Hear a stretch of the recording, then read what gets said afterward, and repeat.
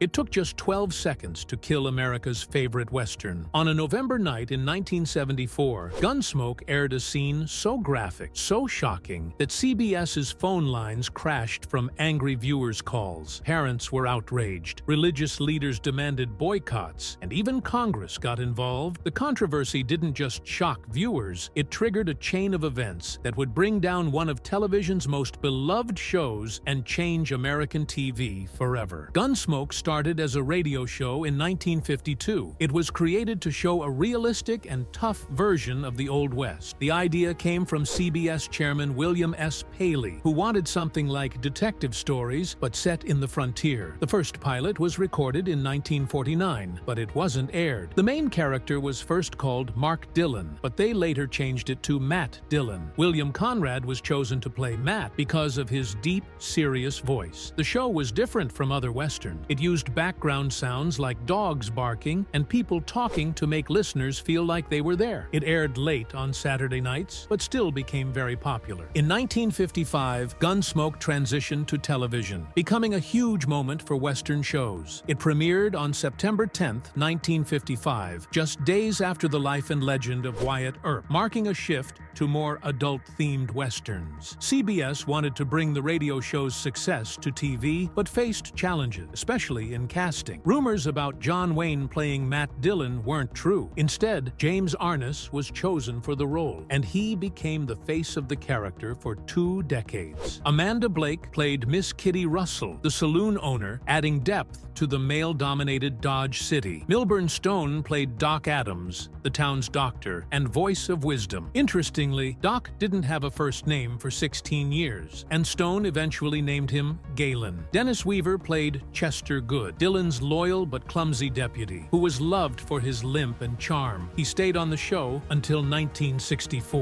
In 1962, Burt Reynolds joined as Quint Asper, a half-Native American blacksmith, reflecting racial tensions of the time. Reynolds appeared for 3 years before moving on to bigger roles. Later, Ken Curtis became Festus Hagen, a quirky character who replaced Chester as Dillon's sidekick. Curtis based Festus on a real person he knew and brought humor to the show. Gunsmoke became one of the most popular and influential TV shows of its time, especially during the late 1950s and early 1960s. Its rise to fame started in its second season, 1956 to 1957, when it reached the 8th spot in TV ratings, attracting an incredible 12.72 million viewers. By its third season, Gunsmoke became the #1 show on television, a position it held for 4 straight years, from 1957 to 1961. During this time, the show consistently brought in over 17 million viewers per episode, with ratings that never dropped below 37.3. The peak of its success came during the 1959 to 1960 season, when Gunsmoke had a 40.3 rating and 18.43 million viewers. This made it more popular than other major shows of the time, like The Ed Sullivan Show and The Andy Griffith Show. Millions of people tuned in each week to watch Marshal Matt Dillon and the people of Dodge City, making Gunsmoke a cultural phenomenon. In 1961, Gunsmoke made a big change by shifting from a 30-minute format to an hour-long one. This happened in the show's 7th season and allowed for deeper storytelling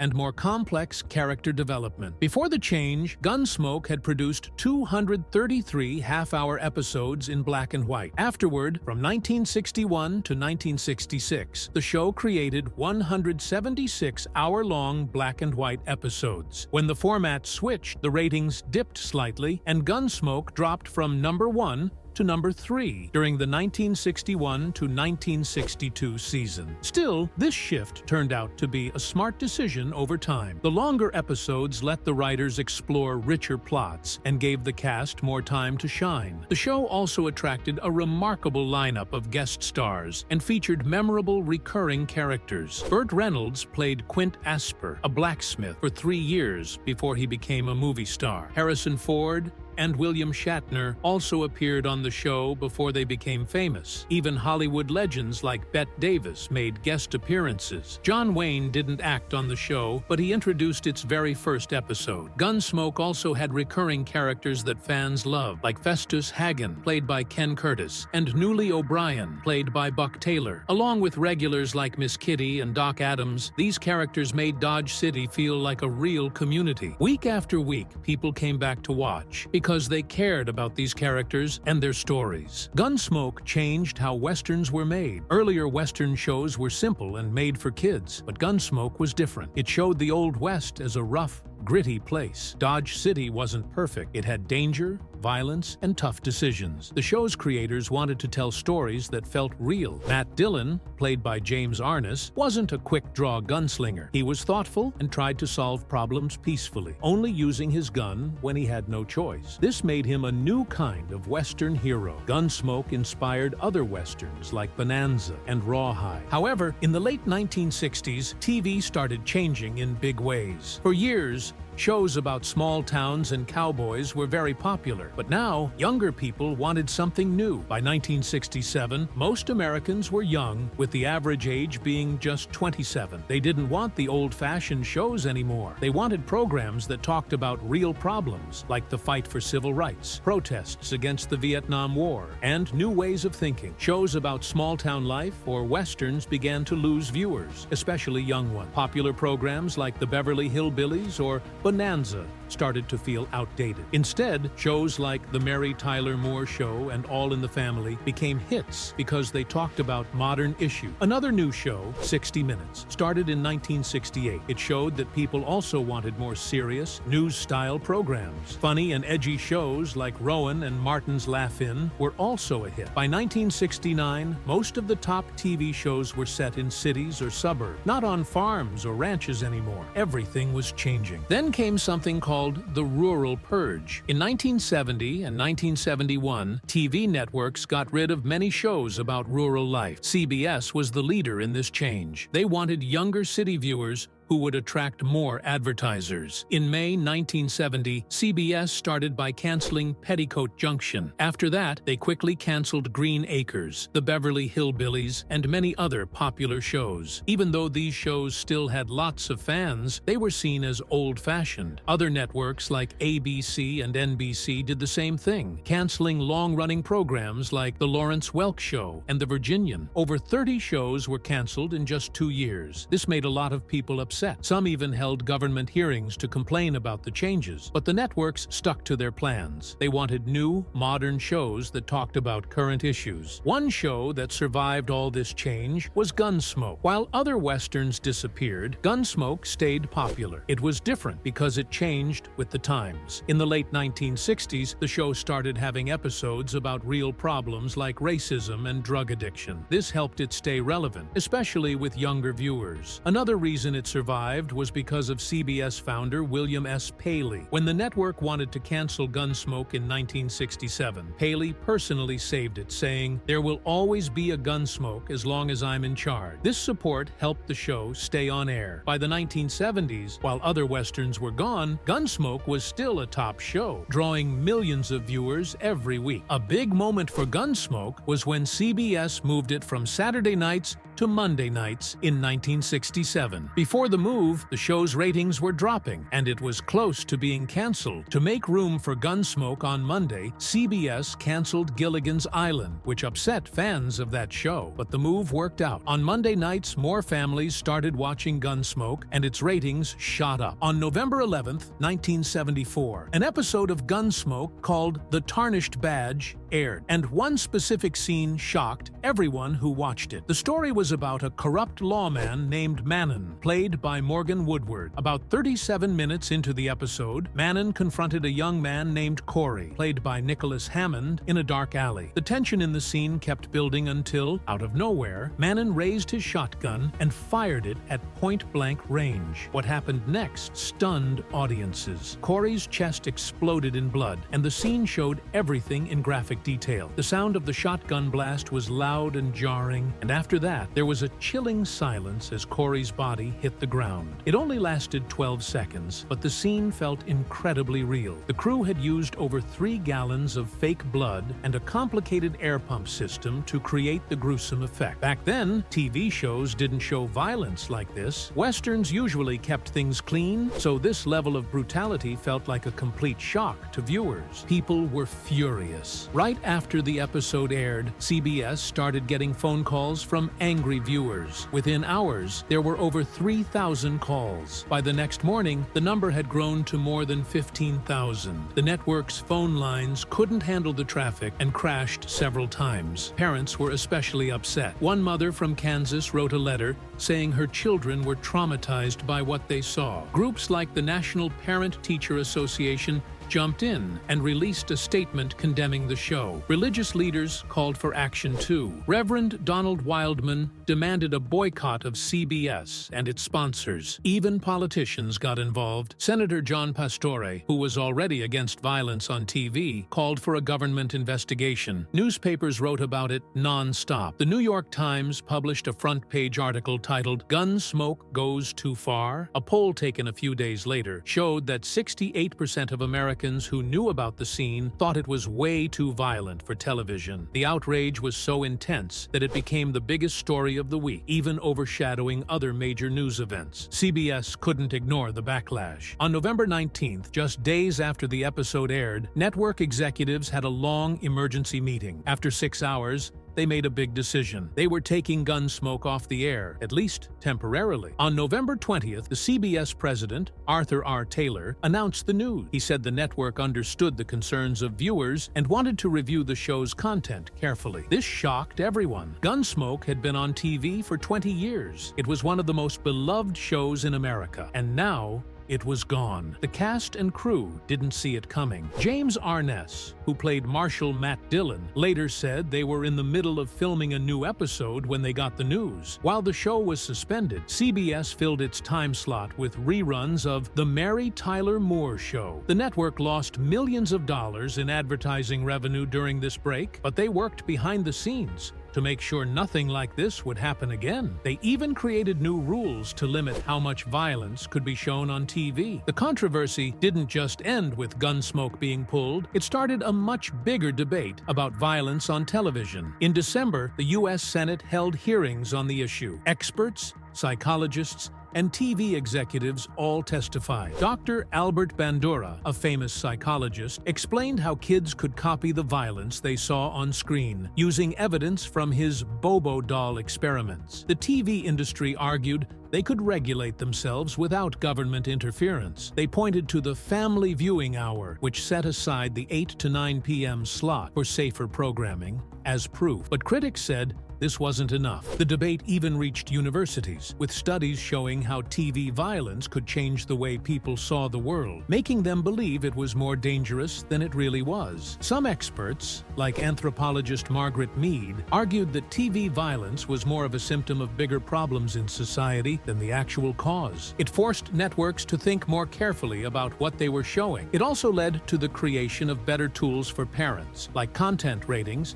and parental controls. Years later, in 1997, the TV parental guidelines were introduced to help families make informed decisions about what to watch. As Gunsmoke entered its 20th season in 1974, CBS started to feel the show no longer fit their plans. The network wanted younger, city-based viewers, but Gunsmoke felt old-fashioned and out of place. This led to a lot of arguments behind the scenes. Some CBS executives believed the show's loyal fans and steady ratings made it worth keeping. Others thought it was time to move on. In one heated meeting, CBS President Robert D. Wood reportedly slammed his fist on the table and said they couldn't keep holding on to the past. He wanted the show gone. Money was another big problem. By 1975, each episode cost $225,000 to make, a huge amount back then. The large cast, detailed sets, and period costumes were getting too expensive. A CBS executive even sent a memo saying the show was costing too much and might hurt the network's finances. This wasn't the first time CBS had tried to cancel Gunsmoke. Back in 1967, the network dropped the show from its schedule after 12 successful years. Fans were furious. They flooded CBS with letters and phone calls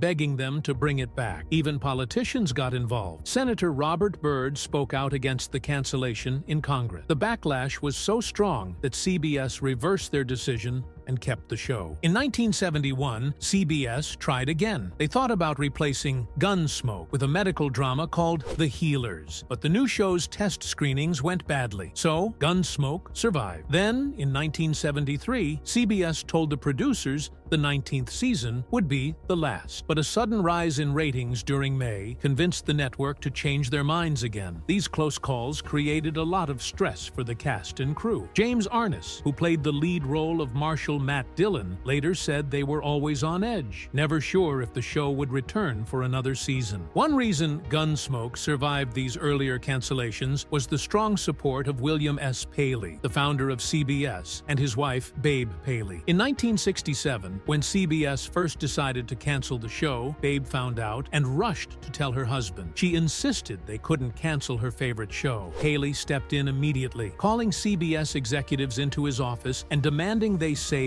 Gunsmoke. To make room for it, he personally chose to cancel Gilligan's Island instead. The Paleys didn't stop there. They kept promoting the show at social events and even hosted a Gunsmoke-themed fundraiser in 1972, complete with Western costumes and a replica of the show's saloon. Even with all this support, the show's popularity began to fade in the 1970s. Back in 1958, it had been the most watched show on TV, but by 1974, it had dropped to 28th place. Newer shows like All in the Family and MASH were more modern and edgy, attracting younger audiences. Gunsmoke started to feel outdated in comparison. CBS also changed their focus during this time. In 1974, they began canceling rural-themed shows like Green Acres and The Beverly Hillbillies to attract younger, urban viewers who were more appealing to advertisers. A CBS executive even said in a memo that they needed to focus on 18 to 49-year-olds to stay successful. But all of these things were behind the closed doors. No one in the cast or crew knew that the end is near. James Arness, who had played Marshal Matt Dillon for 20 years, was confident about the future. In an interview, he said, "We finished the 20th year. We all expected to go on for another season,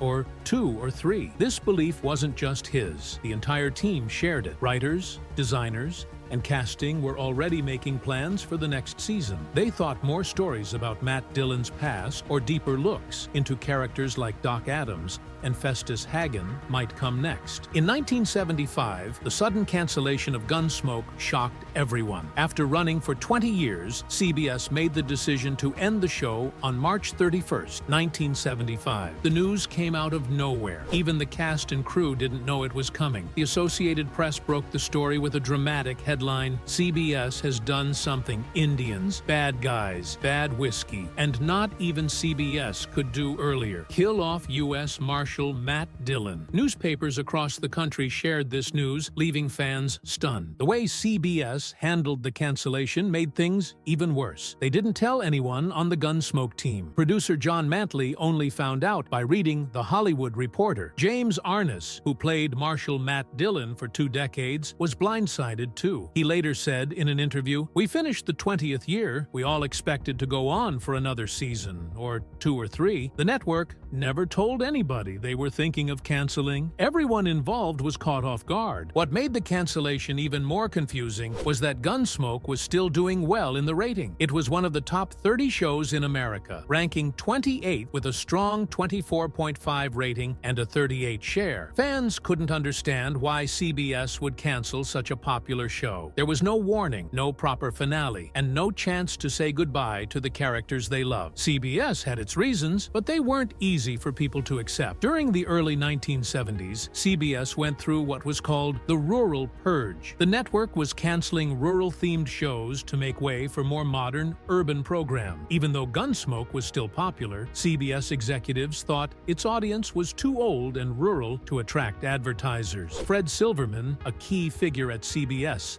led this shift. On top of that, the show had become expensive to produce after 20 years. Rising production costs made it less profitable despite its strong viewership. The cast and crew were heartbroken. James Arness felt especially betrayed. In his autobiography, published after his death, he wrote, "CBS had led us downstream, and then, when we were down to the wire, they dropped the axe." Other actors, like Amanda Blake, Miss Kitty, and Ken Curtis, Festus, were also deeply disappointed. They had no chance to create a proper ending for the series, leaving many stories unfinished. Fans were left without closure, and the abrupt cancellation left a bitter mark on everyone involved. When Gunsmoke ended in 1975, fans thought it was gone forever. But more than 10 years later, it came back in a surprising way, with TV movies. The first movie, Gunsmoke, returned to Dodge, aired on September 26, 1987. Over 33 million people watched it, which shocked everyone, including CBS. Nobody expected such a big success. Because of this, CBS decided to make more movies, and 4 more Gunsmoke films were made over the next 7 years. James Arness came back as Marshal Matt Dillon, even though he was in his 60s. He trained hard to get in shape for the role. Fans loved seeing him return. Amanda Blake, who played Miss Kitty, also appeared in Return to Dodge. Sadly, this was her last role before she passed away in 1989. One of the most talked about movies was Gunsmoke, The Last Apache, released in 1990. It revealed a shocking twist. Matt Dillon had a daughter with another woman from his past. Fans were upset because they felt this hurt his long-standing bond with Miss Kitty. Despite the drama, the movie still had 18 million viewers. Even with such a big surprise, people couldn't get enough of Gunsmoke. The love for Gunsmoke didn't stop there. There were special cast reunions that brought fans even closer to the show. In 1977, CBS had its 50th anniversary celebration, and James Arness, Dennis Weaver, and Milburn Stone appeared together. It was a special moment, especially since it was one of Milburn Stone's last public appearances before he passed away in 1980. Another big reunion happened in 2007 in Dodge City, Kansas, the real-life town the show was based on. Over 30,000 fans came to celebrate the release of a Gunsmoke DVD box set. Buck Taylor, who played Newly O'Brien, rode in on horseback, just like his character used to do on the show. Even Burt Reynolds, who had played Quint Asper years earlier, surprised everyone by showing up. He rarely attended public events, but agreed to come after James Arness personally asked him. For 20 years, Gunsmoke was one of the most loved shows on TV. Even after it ended, people kept talking about it, and it kept winning awards and honors, showing how important and special it was. The show was a big name at the Emmy Awards. It got 15 nominations and won 5 times. In 1958, Dennis Weaver won Best Supporting Actor for playing Chester Good. Then, in 1968, Milburn Stone won for his role as Doc Adams. People loved these characters, and these awards proved how great the performances were. Even behind the scenes, the show was impressive. In 1970, it won an award for sound editing, showing the hard work that went into making every part of the show top-notch. Other groups also noticed how amazing Gunsmoke was. The Western Heritage Awards gave it the Bronze Wrangler for Best Fictional TV Drama in 1967, and again in 1972. This showed how much the show respected the Western genre and how well it brought the world of the American West to life. The Writers Guild of America also loved Gunsmoke's stories. They gave it an award in 1975 and nominated it in 1968, 1974, and 1976. The show was known for having great writing that kept people hooked week after week. In 1981, the National Cowboy and Western Heritage Museum gave Gunsmoke a huge honor by adding it to their Hall of Great Western Performers. Usually, they only honor individual actors, but the entire show was so important to Western culture that it deserved a place there. This was a big deal and showed how much the show had shaped how people saw the Old West. Even after the show ended, the praise didn't stop. In 2006, TV Guide named Gunsmoke the greatest TV Western of all time. It even beat other famous shows like Bonanza. Then, in 2010, the Online Film and Television Association put it in their TV Hall of Fame, proving it still mattered, even decades later. One of the most special honors came in 2020. The U.S. Postal Service made a stamp to celebrate Gunsmoke's 65th anniversary. The stamp had James Arness as Marshal Matt Dillon on it. This was a rare tribute, and it showed how much Gunsmoke meant to American culture.